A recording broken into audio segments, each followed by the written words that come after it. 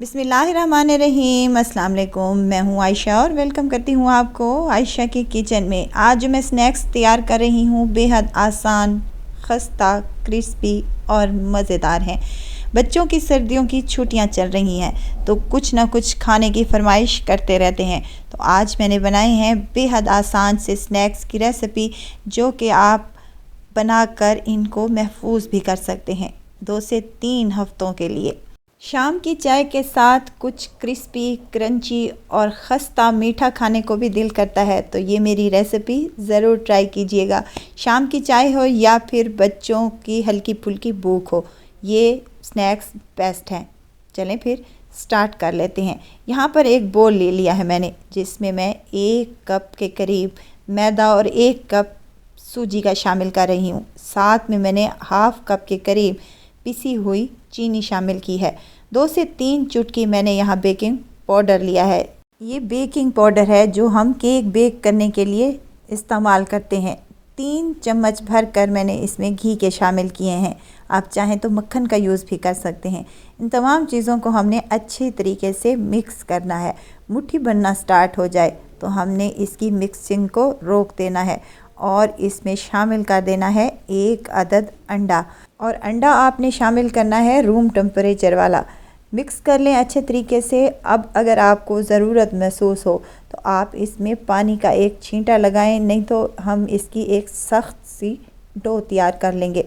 Video stage पर अगर आपको ज़रा सी भी अच्छी लग रही है तो वीडियो को लाइक करें, सब्सक्राइब करें और साथ में बेल आइकन के बटन को भी ज़रूर प्रेस कर दिया करें, ताकि मेरी हर नई आने वाली वीडियो आप तक पहुंचती रहे। अब यहाँ पर मैंने एक पानी का छींटा लगाया है और इसको मिक्स करने के बाद मैंने यहाँ पर एक सख्त सी डो तैयार कर ली है। देखें कुछ इस तरीके से। अब हमने इसमें सूजी का इस्तेमाल किया है तो इसको 5 मिनट रेस्ट पर दें।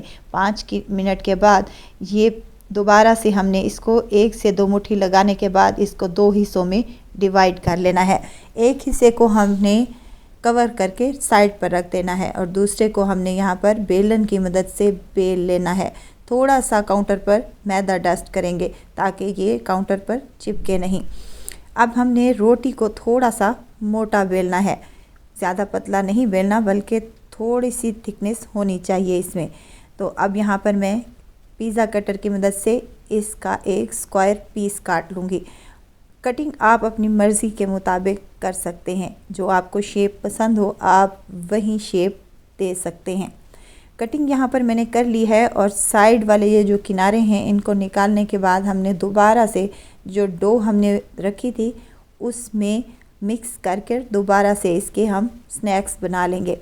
ये एक हेल्दी स्नैक्स हैं। इसमें अंडा, मैदा और मैंने यहाँ पर सफ़ेद तिल का यूज़ किया है, जो कि बच्चों को खाने में बहुत ही पसंद होते हैं और ये टेस्टी भी लगते हैं।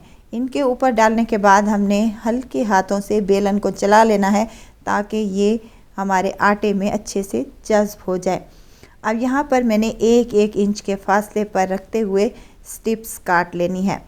ये भी आप अपनी मर्ज़ी के मुताबिक काटें। अगर आपको इस तरह से नहीं कट करना तो आप छोटे छोटे से पीसेस में भी कट कर सकते हैं, स्क्वायर पीस में भी कट कर सकते हैं, जैसे आपको दिल करे या आपको अच्छे लगते हों तो आप इस तरह से कटिंग कर लें।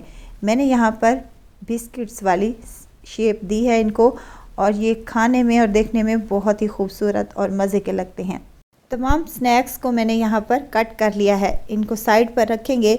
यहाँ पर मैंने एक पैन में ऑयल गरम करने के लिए मीडियम टू हाई फ्लेम पर रख दिया था। अब एक एक करके हम तमाम पीसेस को इस गरम ऑयल में शामिल कर देंगे और 1 से 2 मिनट तक इनको बिल्कुल भी नहीं छेड़ना। इसके बाद हमने इसकी साइड को चेंज करना है और दूसरी साइड भी इसकी गोल्डन होने तक पका लेनी है। ऑयल को आपने ज़्यादा गरम नहीं करना, बल्कि मीडियम हाई फ्लेम पर इसको हमने गरम करना है।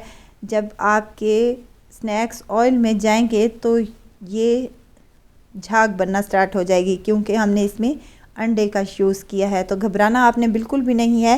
एहतियात के साथ इनकी साइडों को चेंज करते हुए हमने इनको गोल्डन कलर आने तक पका लेना है। बहुत ही टेस्टी, खस्ता और मज़ेदार से हैं। अभी तो ये बहुत ही नरम होंगे, जब ये ठंडे होंगे तो ये बहुत ही खस्ता बज़ और मज़ेदार से, जैसे आप बिस्किट खा रहे हों बिल्कुल वैसे ही आपको इनका टेस्ट आएगा।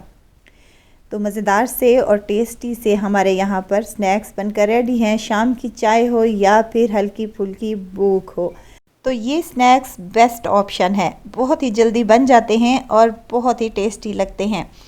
आप इनको 1 से 2 हफ्ते तक महफूज भी कर सकते हैं। किसी एयरटाइट जार में रखकर इसको आप बग़ैर फ्रिज के इनको महफूज कर सकते हैं। तो ज़रूर ट्राई कीजिएगा और दुआओं में मुझे ज़रूर याद रखिएगा। खुश रहें, खुशियाँ बांटें। इजाज़त चाहती हूँ, फिर आऊँगी इंशाल्लाह नई और मज़ेदार सी चटपटी रेसिपी के साथ। आयशा को दीजिए इजाज़त। अपना बहुत सारा ख्याल रखिएगा।